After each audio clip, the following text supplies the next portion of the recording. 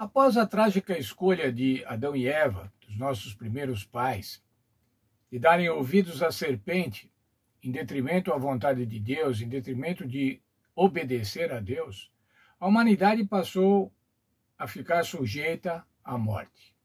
O Senhor Deus havia dito, se vocês comerem, vocês vão morrer. Satanás, através da serpente, havia dito, não, vocês não vão morrer nada, vocês vão ficar como deuses. Isso seduziu a Eva e Adão, e eles comeram da fruta. E ao comer da fruta, ficaram sujeitos à morte. Veja o apóstolo Paulo falando aos romanos acerca da morte. Porque o salário do pecado é a morte. Ora, irmãos, o que é o salário? O salário é aquilo que você recebe naturalmente por ter executado ou ter feito alguma tarefa, ter cumprido alguma tarefa. Assim é a morte. A morte é o salário natural, é a paga natural pelo pecado. Ao pecarmos, vamos receber naturalmente como paga a morte. Ao escolher não obedecer a Deus, os seres humanos se afastaram do doador da vida. Na verdade, se apartaram do doador da vida. Portanto, ficaram sujeitos à morte. Dessa forma é que ficaram sujeitos à morte. Assim, a morte tem papel importante nas profecias, tanto na sua realidade quanto, ainda o mais importante, na solução encontrada apenas em Jesus e em sua morte e ressurreição. Veja, as profecias tratam da morte, mas o que é mais bem-aventurado para nós, o que nos deixa mais felizes, é que as profecias tratam da solução da morte através do Senhor Jesus Cristo. A primeira menção da morte na Bíblia e a primeira vez que ela ocorre lançam luz sobre o tema importante nas profecias, nos ajudando a compreender a gravidade do pecado e nos dando ferramentas para entender como Deus solucionou esse problema. A Bíblia Sagrada apresenta no seu todo, o contexto bíblico apresenta a solução para a morte, ou seja, a vida eterna. Vamos ainda ver o texto de Gênesis 2, 15 a 17. A clara ordem divina. Deus havia dado uma ordem clara. Não havia dúvidas com relação à ordem de Deus. Não comer da árvore do conhecimento do bem e do mal. Se assim o fizessem, certamente morreriam. Eles comeram, não morreram imediatamente, mas a morte não demorou muito para chegar. E chegou de uma maneira terrível. Gênesis 4, versos 8 a 15. O assassinato de Abel por seu irmão Caim. Um fratricídio.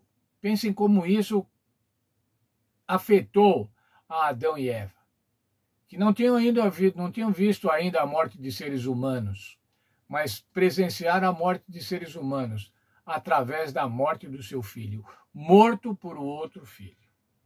A solução está em Cristo. 1 Coríntios 15, 15 a 19. Deus ressuscitou a Cristo. A nossa esperança em Cristo transcende a essa vida. Veja o texto de 1 Coríntios 15, 9, eu considero um dos textos mais bonitos da Bíblia. Diz assim, se a nossa esperança em Cristo se limita apenas a essa vida, somos os mais infelizes de todos os homens. Ora, o apóstolo Paulo está falando aqui, você não pode ter esperança em Cristo somente para essa vida. Essa vida curta, 80, 90 anos. Não, você não pode ter esperança somente para essa vida. Ter um bom caráter, ser bem-sucedido, ser bem conceituado. Não, não é isso. O Senhor quer muito mais.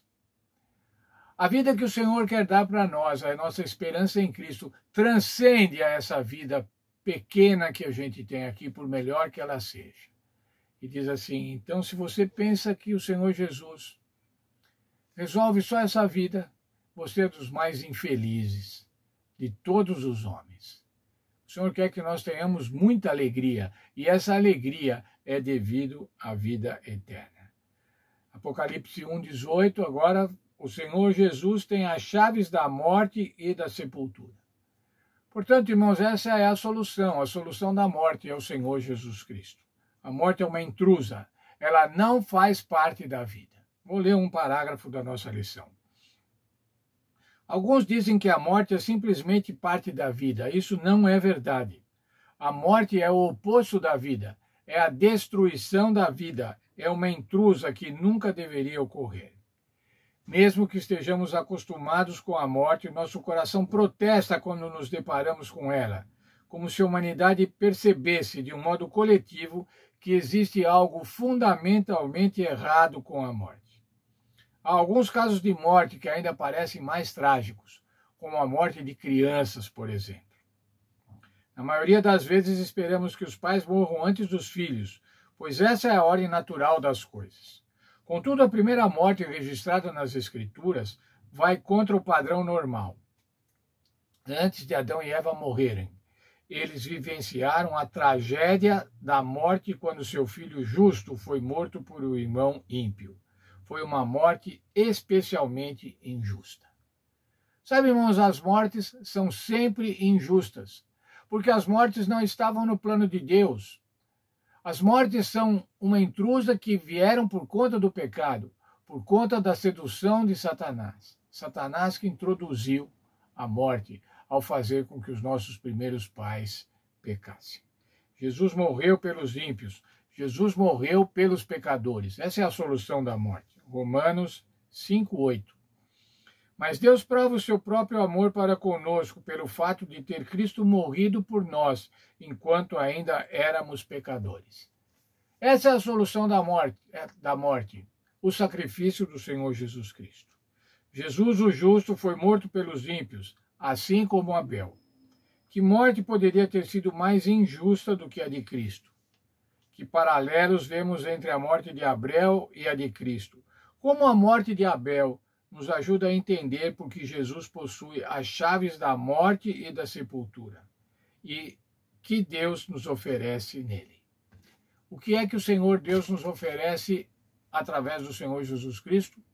A solução da morte, a vida eterna. E eu quero essa vida eterna, e eu quero que cada um de vocês também almeje a vida eterna.